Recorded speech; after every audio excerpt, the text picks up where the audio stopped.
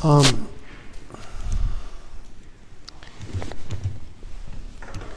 I've been thinking about something recently that I thought I might try to work out with you guys tonight.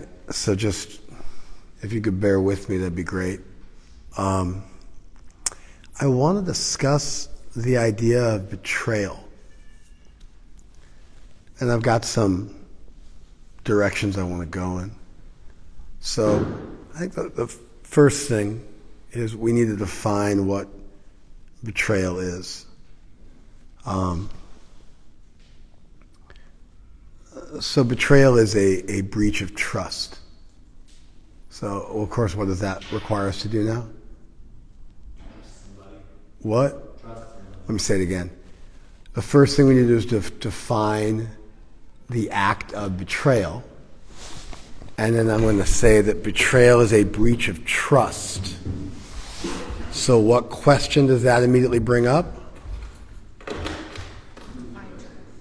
What is trust? Can you hear me, Matt? Yes. 100%? Yeah.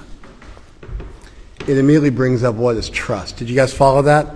I define the word betrayal by using the word trust, and then automatically, of course, the next question is, well, what do you mean when you say trust? If we're going to rigorously define terms, betrayal is as enigmatic as the term trust. And so you gotta, if we're going to rigorously define terms, we can't just switch out one difficult to define term with another difficult to define term and think our job is done. Did you guys follow that? In the 60s, they asked, maybe it was even later, I think it was in the 60s, and they had all these like anti-smut laws. And so they asked some senator, I don't remember the whole story, but they asked him to define pornography. He's like, I can't define it because there's a big argument, like what is art and what is pornography? You follow? So they were making laws that pornography was illegal, but then you get into a whole censorship thing, right? So you have free speech and artistic expression, then, you get into a whole censorship thing. If you look at I don't know, classical sculpture, they got, genitals all over the place. And so, got naked images all over the place. And so, there's this, it's difficult because you have to, just like you can make prostitution illegal, but then somehow pornography, which is sex work, so you're paying people to do sex work, but somehow that's not illegal. And the reason why paying people to engage in sex work to then record it and sell it is not illegal is because there's some loophole created because it's artistic expression. And one person's art is another person's smut. And beauty is in the eye of the beholder. And so the whole free speech thing makes censorship difficult.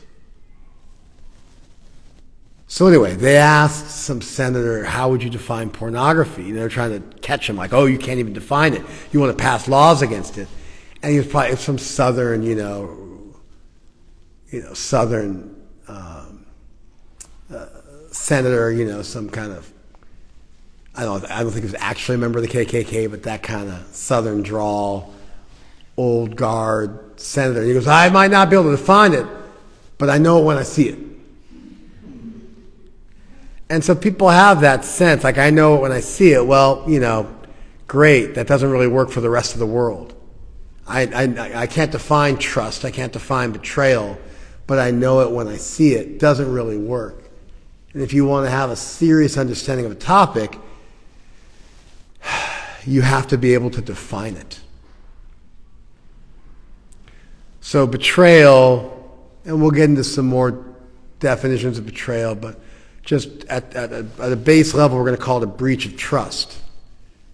But then that automatically makes any intelligent person ask, what is trust? Breach isn't difficult. We understand the word breach. It's a break. It's not a complicated word. It's a simple word in English. A break of trust. Trust is the difficult to define word, just like betrayal is a difficult to define word. Are you guys awake? Because I'm like just recovering from being sick, and I'm trying to work through a somewhat nuanced topic with you, and I really need you guys to pay attention. Otherwise, it's not going to work. Are you guys paying attention? Yes. Okay. Prove it by actually doing it, because I'm looking at all of you. That's why I'm looking around the room like a shark. I'm looking to see if you're following. And when you don't nod your head in the appropriate places or give me that knowing look, a wink and a smile, I know you're spacing out. It doesn't work for me. I need too many of you spacing out, and I have to keep repeating myself over and over again ad nauseum until you guys get it. All right. You should have all understood betrayal, and then trust was the next one to ask for. That was a sure sign you guys weren't listening. When you didn't say, oh yeah, what is trust? When that didn't come out of your mouth at the exact right moment, it was a sure sign you were all spacing out. But you're not now, right? And the thing is, it's like, make it easy on me. I have to get all aggressive, and then people online are thinking, wow, Two Crumb's a real jerk. But they don't realize the doofuses you guys are being, the blockheads you guys are being, and how I have to do this so I don't just spend 45 minutes getting you to wake up. Okay.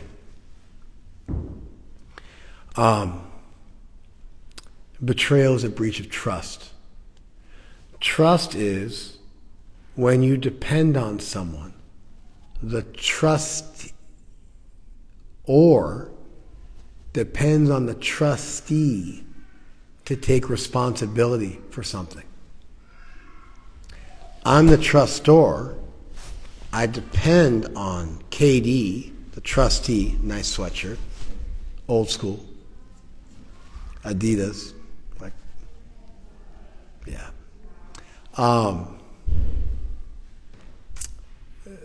And I depend on KD to turn off the lights. And there's two types of trust relationships. One is I have no power. I'm a prisoner. KD's a guard. And I depend on him to do something. It's still a trust relationship, even though it's court ordered, court mandated. Just like trustees in the prison are prisoners who are trusted with keys to locks or whatever the case may be. They're trusted to do certain things that put them in a position where they could wreak havoc on the prison, but they're trusted enough by the guards and the people who are administering the prison that they can be in those sensitive situations and not wreak havoc. They're trustees. You have this term, right? You use this term in prison, right? Yes. Yeah. Yeah.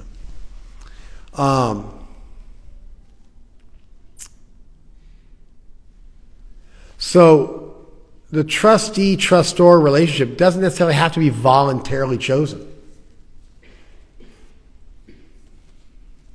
For instance, children don't choose to trust their parents. They're forced to trust their parents by dint of being the children of those parents. Nonetheless, the police, you don't choose to have a voluntary relationship with the police, but they are entrusted to accomplish certain things, to protect and serve, and so on and so forth. And if they breach that, it is a breach of trust. We don't normally think of trust in those terms, but it's a broad enough concept where it includes voluntarily chosen and involuntarily chosen relationships where you depend on the person to accomplish something on your behalf. And when there's a breach of that, in either a voluntary, we normally only think of trust in a voluntary sense, right? Yes. But it's actually not true, as I've just demonstrated. And so if we're going to rigorously define the terms, then we have to correct some of our misconceptions. And when someone breaches trust, that is a betrayal. Some theorists describe 4 kinds of betrayal. They reveal some confidential information. In other words, you've confided in them something which is not meant to be spoken, and they speak that. Is that a betrayal? Yes. Yes. Have you all felt betrayed when someone talked stuff about you, or they knew something and they shared it and they weren't supposed to, and you felt betrayed? Yeah. Exactly. So it's one of the four. Another one, dishonesty. Another one, disloyalty. Another one, infidelity, which could be seen as a form of disloyalty, but it's a big enough deal for people that it gets its own heading. We could define disloyalty. We could define dishonesty. There's different ones there. Lies of omission and so on and so forth. Different types of deceit, which might not be overt lies, which are covert ways of deceiving people. They just had a Jewish academic, professor of economics at USC, and there were some pro-Palestine people, which was like a bunch of white people wearing like the traditional Palestinian headdress, that red and white kind of traditional Palestinian scarf type deal. And I think it's red and white. Is it red and white? Black and white. Thank you for correcting me. Black and white. And they accosted the professor, who's Jewish, and were berating him. And then the professor, they challenged him, and the professor said, "Look, I think all the people in Hamas should be killed." And they were videoing him, so they spliced the video. And he says they should all be killed, every last one of them. And he said, "Just see, he's calling for the death of all of us who are protesting, whoever, or he's trying to kill us with our right to free speech. Just see these evil Israelis." And of course, the guy was born in the U.S. And then, additionally, just see he's calling for the death of all Palestinians. Just see this evil Israeli. But then somebody came out with a full clip, and he was saying he wasn't backing Hamas, which is a pretty big distinction, right? The Palestinian people, an ethnic group, versus of millions of people, versus some tens of thousands of terrorists. Maybe thousands of terrorists, militant terrorists, and then maybe tens of thousands of supporters. It's a pretty big distinction to make. I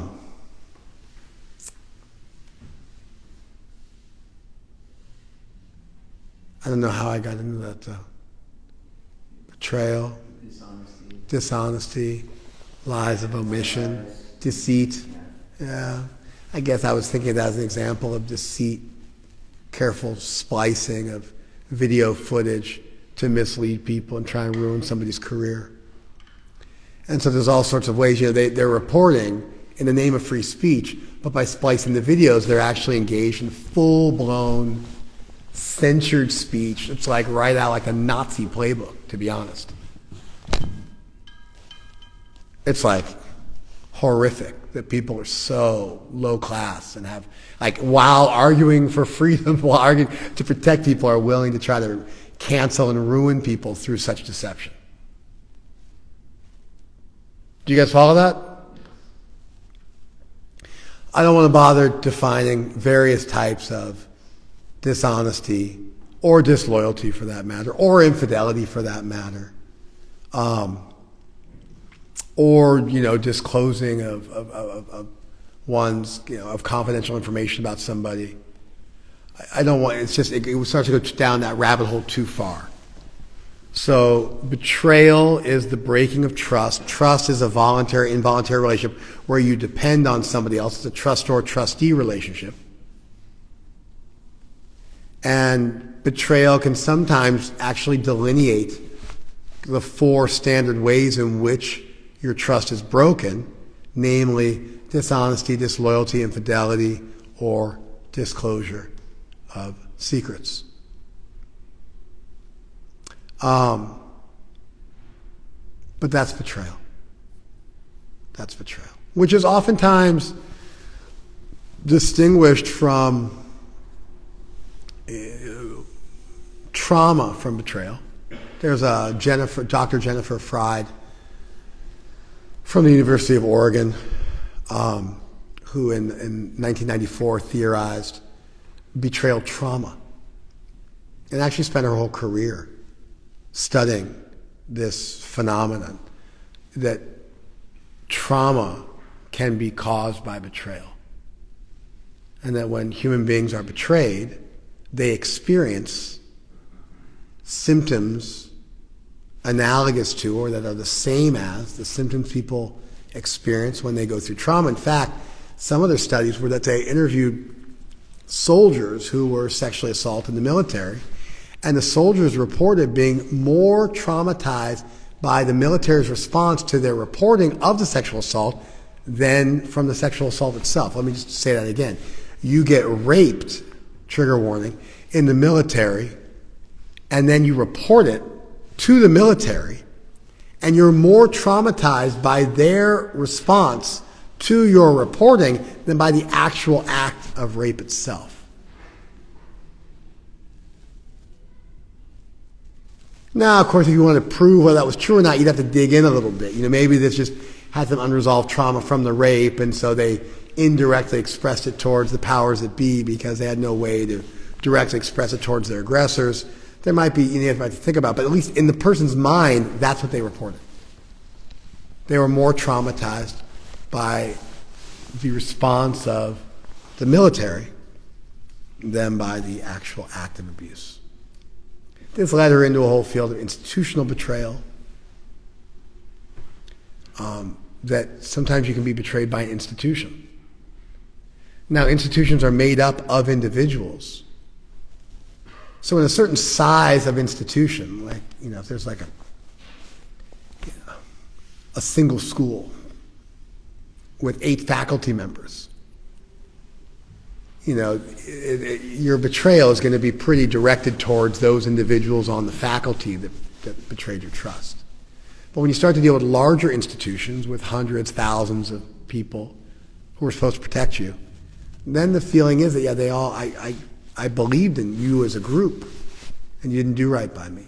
And so there's a feeling of institutional betrayal, which can be quite severe. Think about people and how they feel about the Catholic Church, or the Boy Scouts of America, or ISKCON, or just fill in the blank. Then there's institutional courage, they theorize, which is when an act of institutional betrayal occurs, or when an act of betrayal occurs, and then the institution stands up for the individual and makes moves to protect the individuals in the future. That's institutional courage. They rose to the occasion. And that can be quite restorative. And she also theorized something called institutional blindness. The example is if a child is abused by a parent, it doesn't really make sense for the child to confront or withdraw from the parent. If you're healthy, you're going to confront or withdraw. It's like fight or flight. Somebody betrays you and you're healthy, you either confront them on their betrayal or you withdraw from the relationship. It's pretty simple. But when you're in a weakened position, like a child, withdrawing or confronting isn't really an option because they're your parents, or it's your boss, or whatever the case may be. They have a hegemony over you. They have some power over you. And you're in a situation where you can't withdraw, or you feel like you can't withdraw. And so the standard fight or flight response of confrontation or withdrawal doesn't work. And so you end up, as a self-survival technique, engaging in institutional betrayal blindness, where you just don't remember the betrayal. Or you retell it that it was voluntary. Or you just kind of can't go there in your mind because you aren't in a position where you can deal with it, so you forget it because otherwise you got to block it out because it's too much. That actually happens in post-traumatic stress disorder. When you disassociate during the traumatic event, like if a bomb goes off and blows up your vehicle and a bunch of your friends die and their brains just splattered all over the windshield and your leg gets blown off. The people who don't black out, who don't go into a state of shock such that they don't remember the event, but they can remember all the details of what happened, those individuals experience less post-traumatic stress. The act of disassociating for survival results in buried trauma, which is much, much harder to heal. Not impossible, but the act of being present for the horrific event and not disassociating gives you an advantage later on. Wild, right? It's one of the reasons why whenever we talk about your stuff, I always ask for details. Paint me a picture. Sometimes people say, I don't remember. I say, well, if you could remember, tell me what it was like. If you could remember. It's like a ridiculous statement, right? I can't remember. Yeah, but if you could remember, what was it like? I don't know how I feel. Yeah, but if you did know how you feel, tell me how you feel. You guys ever heard me do that? It's because half the time it works. Half the time you're like, well, you just continue and you give information that I don't remember was a defense mechanism, but it wasn't an insuperable defense mechanism. It wasn't one that we couldn't get over. You guys just had to take another bite from the apple.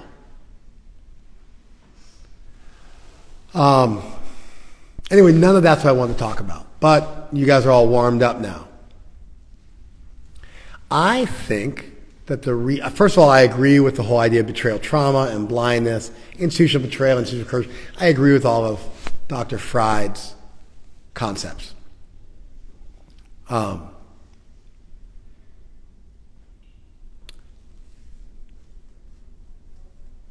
I think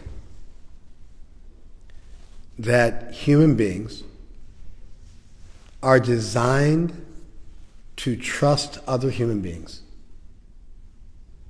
because it's necessary for our survival as social mammals. Human infants are incredibly weak and dependent on primarily their parents, but their caregivers.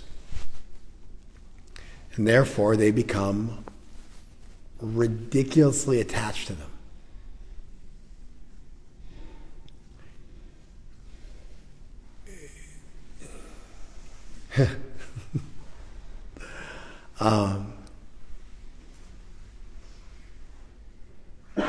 My daughter is like insanely attached to her mom. All my kids were insanely attached to their mom.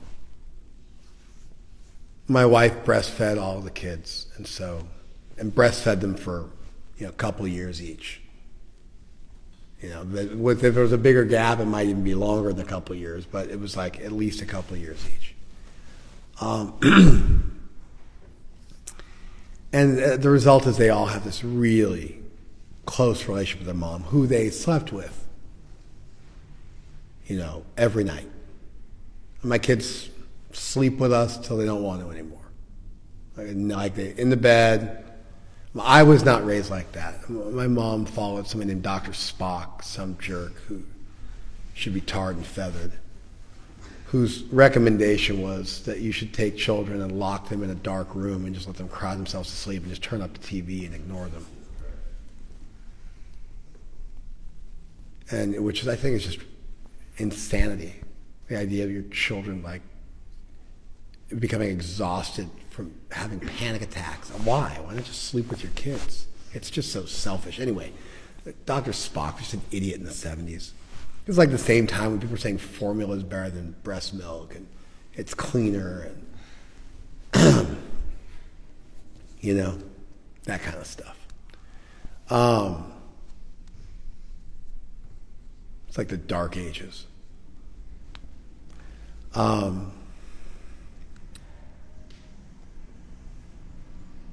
But yeah, my daughter now, she's like 6. And now at night, when she goes to sleep, she likes to cuddle with me and her mom. So she'll kind of organize herself in such a way where she can make contact with both of our bodies while she's going to sleep. But it used to be that she just wanted to hang on to mom. She'd come and hug me and cuddle me for a minute, but then it was push me away and just her and mom.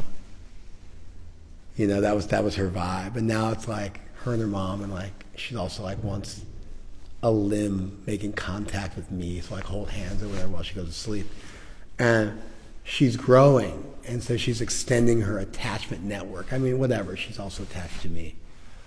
You can ask your kids to paint a picture, and you ask them to paint a house and a river and a sun and a snake, and you have these different items or archetypal items, and it's a theory that they tell you about how they view family. So we asked, the son is the father, so they asked my daughter to paint a picture, and it was like a massive sun in the middle of the picture. It was like the biggest thing. It was like just like the entire picture was made up of a sun. There was like a house next to it. But like the house wasn't even as big as the sun. The sun was like the outside. And I was just like, oh.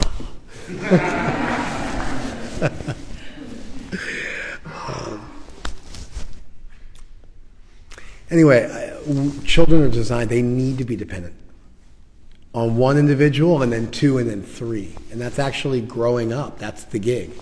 You go from being dependent on one individual and you have to be with them all the time. And that leads to things like separation anxiety and actually in developmental psychology, which is quite a well-established field, children don't even understand that they are different than you. They assume you and your mom share the same mind. And the result is they think anything they see, their mother sees. And around the age of 3, they realize that their parents don't see through their eyes. And they realize they can deceive their parents. They begin to experience deceiver's delight as they play games where they lie to their parents. And they catch their parents. They realize their parents don't know everything they know. But prior to that age, they think their parents know everything they think. They think they share a mind with their parents. And so what's really happening, you require the presence of other human beings to live, to exist. And then gradually you begin to separate yourself and conceive of yourself as an individual. And then you begin to attach yourself to more and more attachment figures, which then eventually becomes more and more trusted figures in your life. And you become a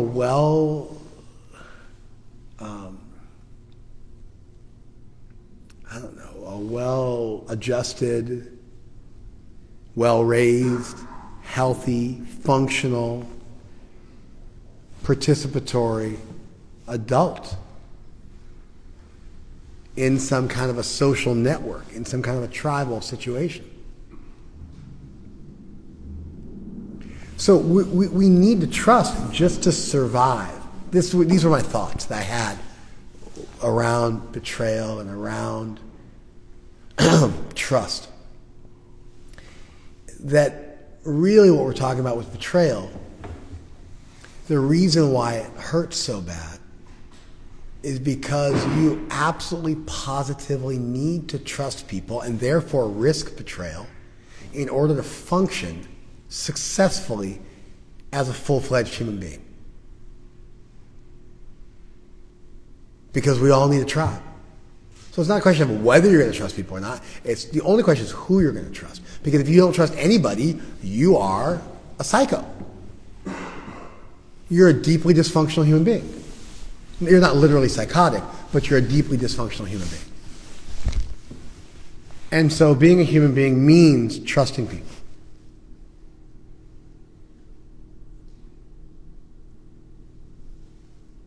And so we have to deal with betrayal in life. And what is betrayal?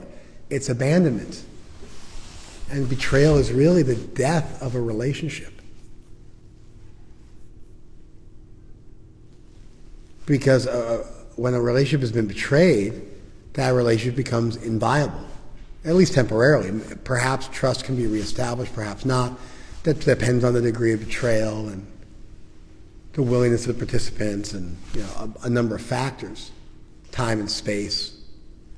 But at least when there's been a betrayal, significant betrayal, on an individual or an institutional level, the relationship is inviolable. It's dead. There's no more trust. Your trust has been betrayed.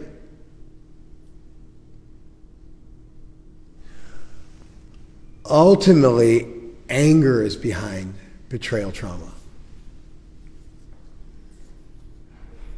Ultimately, fear is behind straight trauma.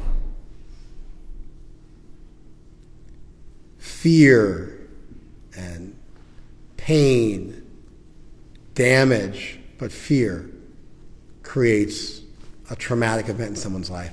A betrayal doesn't exactly give rise to fear, it gives rise to anger. Fear eventually gives way to anger, which eventually gives way to sadness and grief. Anger eventually gives way to sadness and grief. They say that anger is sadness's bodyguard. And so sadness and grief are ultimately behind all of it. But there's an extra step. If you've been traumatized, there's fear, then anger, then sadness. If there's betrayal, there's anger, and then sadness. And in fact, when you've been betrayed, there's usually a grieving process that occurs. And grieving is most commonly associated with the death of a loved one,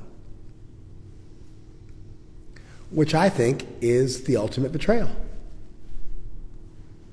Now, if you're a child and your parent dies, they left. You don't have the intellectual chops to work out that they didn't choose to leave. You just know that you've been abandoned. And it feels like a betrayal.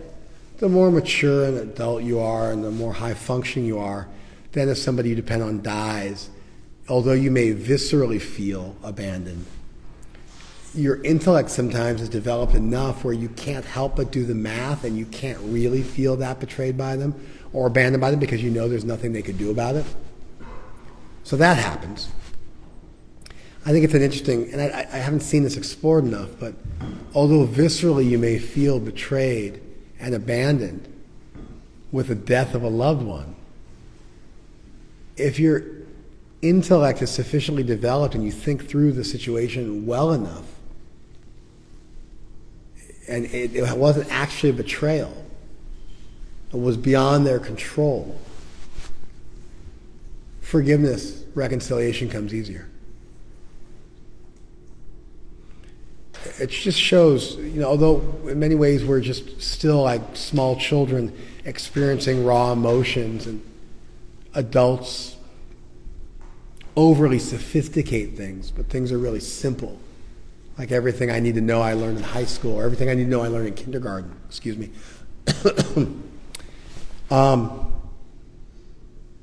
I don't think that's entirely true. I think that your intellect is quite powerful. And as you become more learned and more well-read and more thoughtful and more deep and more profound, things don't hurt the way they used to. They may hurt more acutely in some instances, but in other instances they won't hurt as much because you are tethered to logic and reason, and you are able to think through things as almost an automatic process. You're never without that faculty of reason and logic. It's an incredible gift, actually. But anyway, I was thinking about betrayal and the breaching of trust and abandonment in the most macrocosmic sense. And I was having a thought, and this is what I want to share with you guys today. I think this really just gets to the core of human existence. We are designed to trust. We are designed to have multiple trusting relationships in our life.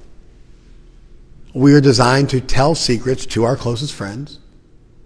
We are designed to require loyalty and fidelity and honesty from those closest to us. And having trusting relationships affords you a much higher likelihood of survival and a much higher likelihood of success in life, because we are social mammals and we're made to work interdependently with others in a social situation. And that is the essence of humanity.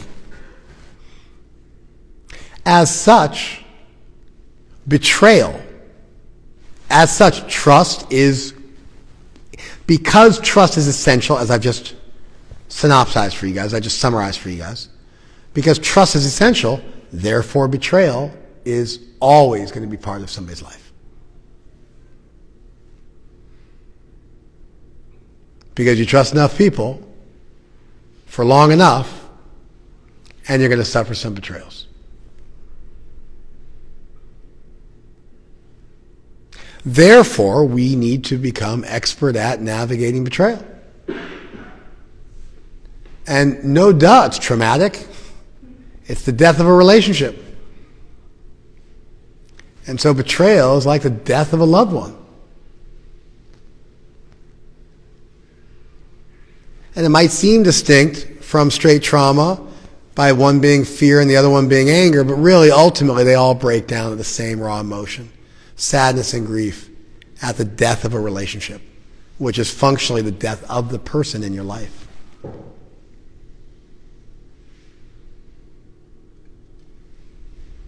That was what I was thinking of today. That's what I wanted to share. So I wanted to share these thoughts with you. So we had to define betrayal and trust and give some framework and share with you a bit of research and some theories, some definitions, a little bit about the field. But where I really had some original thoughts were about the broadness of this subject. That human beings are made to trust from the time you're born till the time you die, that we depend on others from beginning to end, that as a result of that, everyone is going to experience betrayal. That it's really the equivalent of someone dying, a relationship dying. That person as you knew them in the role they played in your life dying.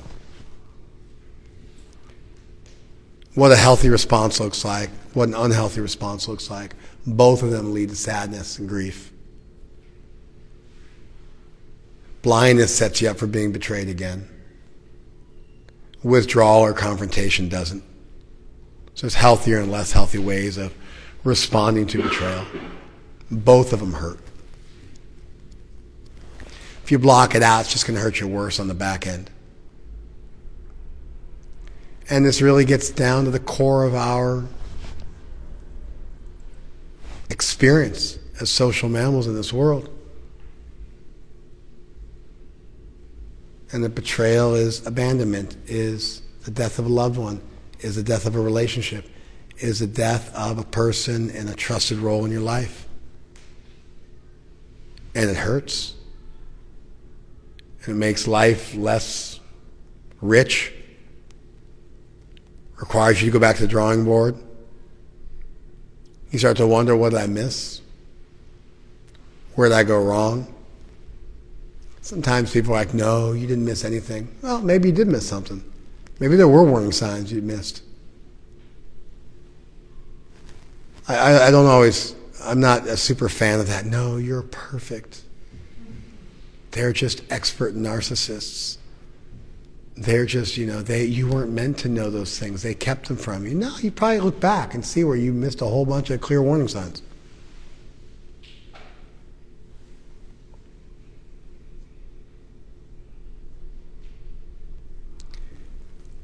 Obviously, you want to get better. If you have a business venture and it fails, you're like, no, you're perfect. It was just not there. You didn't make any mistakes in your business venture. Clearly, you would have made some mistakes, and so why don't we figure out what those were so the next time out you don't make the same mistakes again?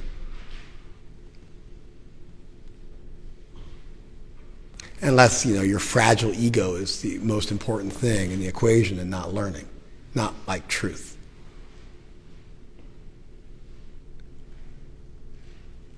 But a successful life really means you become expert at judging who to trust, exploring trust, handling betrayals, rebounding from them, trusting again in a better way, trusting appropriately. And so this subject, this like thorny subject that nobody wants to talk about, or no one can define properly, of betrayal and trust, and what exactly is it, and what does it look like? That just, it's kind of like a nasty topic. It makes people want to take a shower, and like makes people feel uncomfortable in their own skin. Did you guys have that reaction when I started talking about trust and betrayal and stuff? You say, feel like your skin crawling a little bit? Yes or no? Everybody else is around their head, yes. You're looking at me like we're playing poker. I'm asking you. Yes. Okay, good. When I ask you a question, nod for me. Yes or no, I don't care, but give me a reaction. Not into poker players. We're not playing poker. You don't get any award for giving me some kind of death stare. Okay. Did you guys have this reaction? I think we're not comfortable enough talking about these thorny topics. People get weird when you talk about sexuality. People get weird when you talk about betrayal. People get weird when you talk about jealousy, envy, greed, lust, as if these things aren't common to all of us.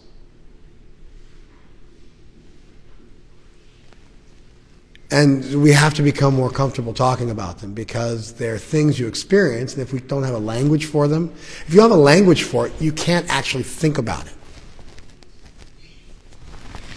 Let me say that again. If you don't have a language for something, you can't even think about it.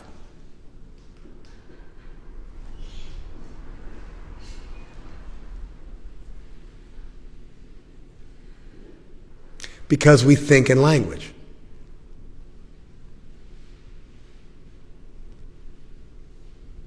And so we need to develop and learn a language for discussing these topics. Only by developing or learning the language of these topics can we think about them. And only by learning or developing a language for these topics can we discuss them and learn about them and share our experiences and socialize them and also learn from others.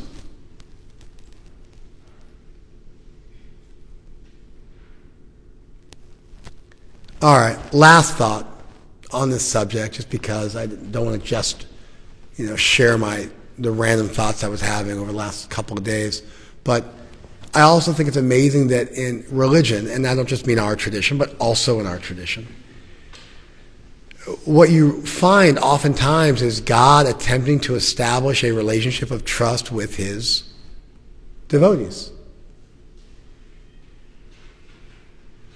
And so Krishna makes promises in the Gita.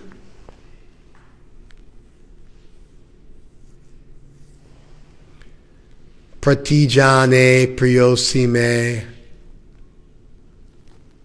kunteya pratijanihi name bhaktya pranashati.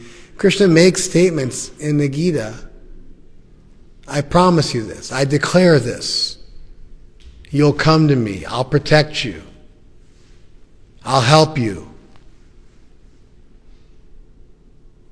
And those are statements which are kind of like the zenith of the Gita's statements. The most important statements in the Gita that occur at the apex of the text. Krishna literally says, this is my paramam vacha, it's my supreme instructions. Ishta asi me dridamiti, because I love you so very much. Tato vakshami te itam, I'll speak this to you for your benefit. It's my paramam guhyam, it's my greatest secret. I'm going to tell you. And then the greatest secret is, Mama evaisya si satyam te pratijane priyosi me. Definitely, truly, you will come to me. I promise you this, because you are beloved by me. If you just become my devotee, you'll come to me. That's what Krishna defines as his greatest instruction, spoken for our benefit, because he loves us so much.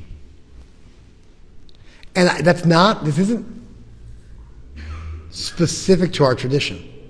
You find similar statements in the Book of Mormon, in the Hebrew Bible, in the Christian Bible. You find these types of statements. These are universal statements that you find in theistic traditions, where there's an attempt made by God to establish trust and a relationship based on trust and grace, where you can depend on Krishna or God to reciprocate with you in certain definitive ways if you just allow for it to occur, become receptive to it, do your part, synergistically engage in the relationship, whatever the case may be. It's really the core of theism, is an attempt by God to establish a relationship of trust with his devotees. Because it's the core of existence. Not only is it like the core of existence when you're a child or among social mammals or within human society, but it's the core of existence, period. And therefore it reverberates into religion as well, because it's the core of all your relationships and the entire human experiment.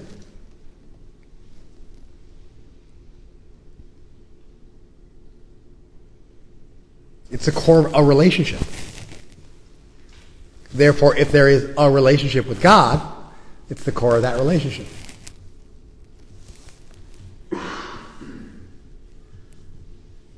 Do you guys follow that? That was what I was thinking. We got a few minutes left. Why don't you guys give me some feedback? Thank you. You guys all paid attention eventually? Thank you. Yes? How does trust with God look like? Oh, I don't know. I mean, what do you mean, what does it look like? Like, you want me to draw you a painting? Like am I supposed to draw a picture? Like, show you a picture? Just like, what are the behaviors you engage in, or... But you know the answer to this question. You just answered. You said what behaviors. So you defined it as what behaviors create a trusting relationship with God and the devotee. Do you actually not know the answer to that? Stop. Don't start thinking of how to justify your question. Don't do that.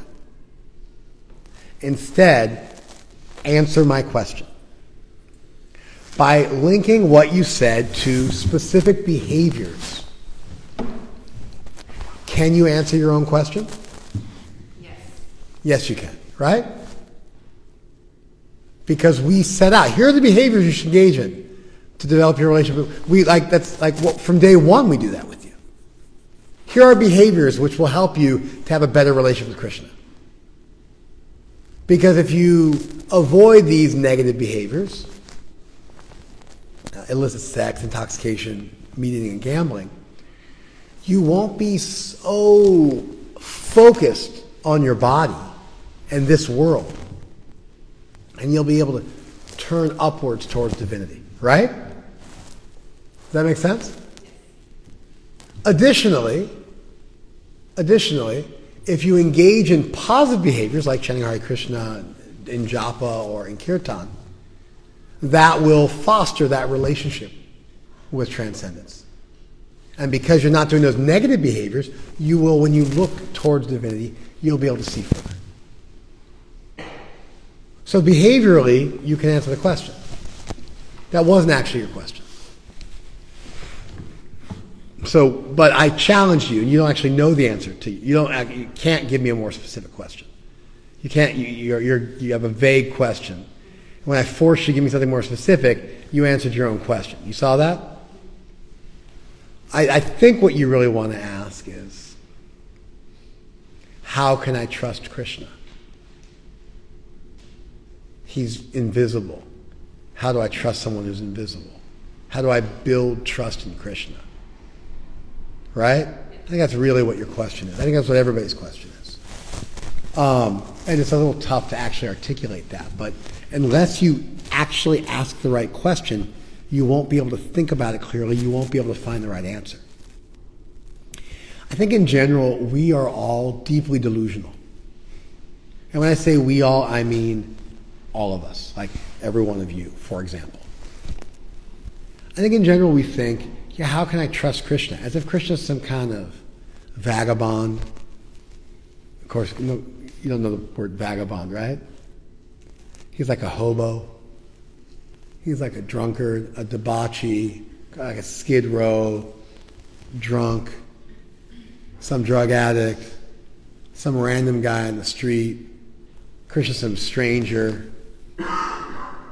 some guy at the club, some weird guy you met in the parking lot. We're the weirdo. How trustworthy are you?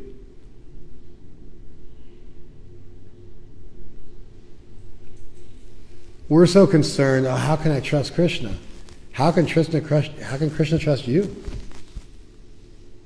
What have you done to warrant any kind of trustworthy relationship with Krishna?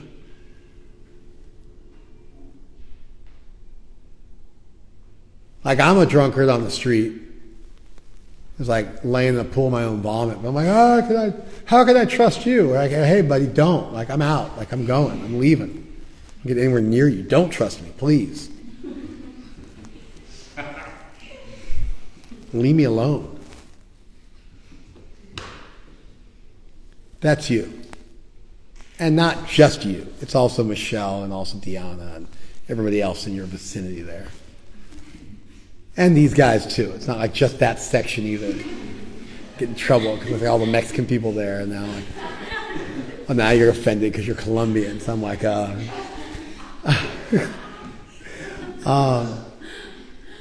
I think all of us do the math wrong. Well, we think we're somehow this special person, and Krishna is the stranger who has to earn our trust.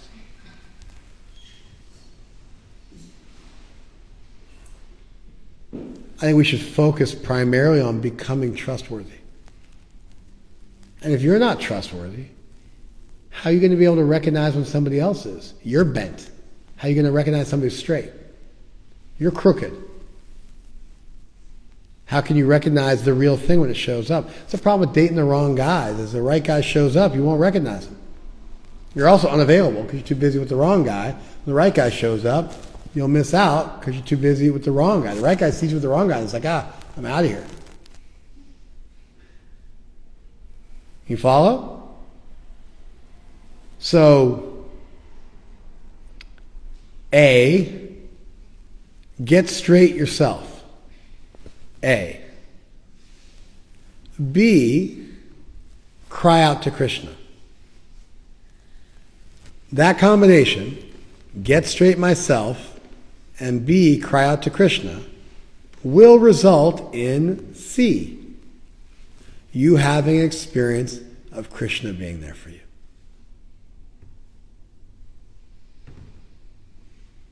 That's the least doubtable thing in existence for me.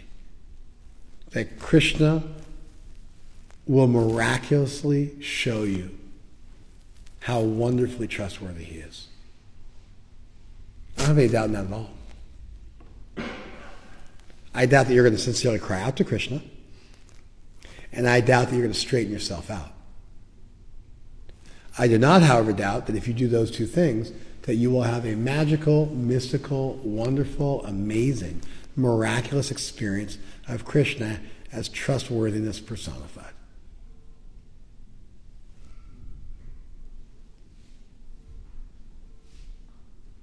But if Krishna exists, and if Krishna is trustworthy, and if Krishna is omnipotent and omnibenevolent and available and always with you and in your heart,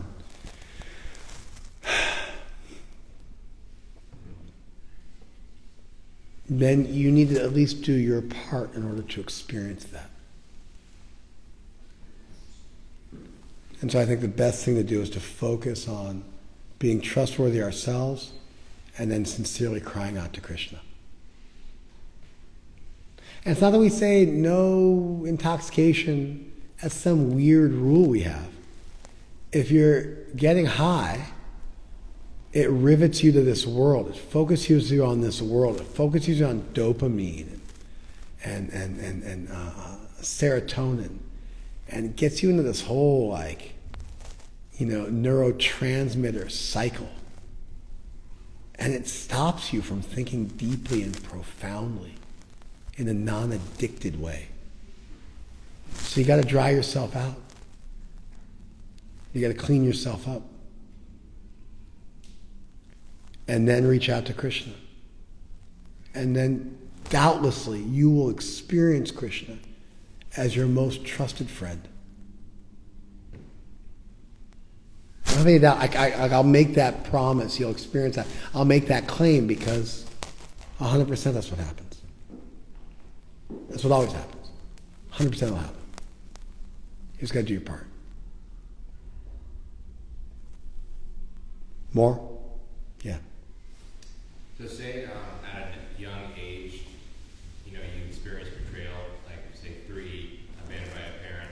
How does that shape your conception of trust? Yeah, I mean, it messes you up, right? Sure.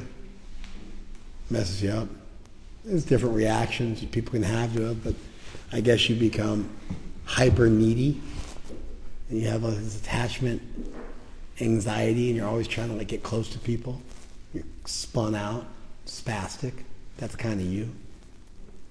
And then the other one is you get avoidant. You don't trust anybody. You think everybody's going to betray you like your parents did.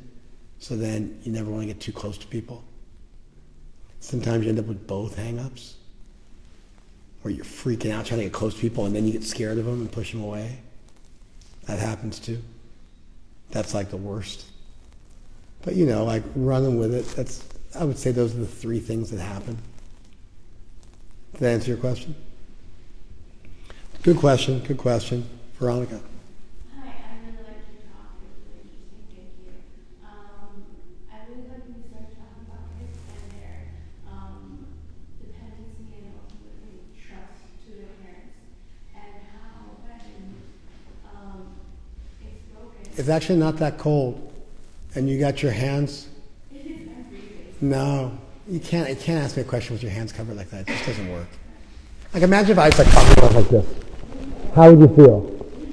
So we're going to open up to me and ask me a question, which is a big deal. It's at least just unfurl your arms for the question. Please continue. I just wanted to know what you thought about that trust, the parent breaking this trust that you Yeah, because the kids are too small to do anything about it. They're too small to conceive that the parents might be wrong. And so it does the ultimate number on the kid's psychology. It's like the worst thing. Parents betraying their children is the worst. The world's no longer a safe place. The people who are almost like deities in your mind end up becoming demonic. The entire world is viewed with suspicion. And you ultimately blame yourself. Because your mind hasn't grown enough to think, my parents are screwed up, I'm okay. So you take the other one, which is that there's something wrong with me. It's the safer choice. If my parents are screwed up, I truly live in a super dangerous world and there's no security. If I'm the problem, then if I adjust my behavior enough, things will become okay again. So just as a survival mechanism, children have to blame themselves because blaming their parents means they're like perpetually terrified. Whereas if they blame themselves, there's the delusional idea that perhaps they could live in a safe world. And so they keep modifying their behavior and trying to make their parents happy with the idea that their parents are emotionally regulated, and if they do the right thing, their parents will behave in a normative, consistent way with them. So yeah, betrayal by parents is the worst. Messes you up. Yes? Thank you for this class. As you were giving it, I started thinking about the relationships that I've been in, and then I started thinking about when I betrayed myself and all the emotions that I felt. And like say I got intoxicated, I felt sad. I had fear.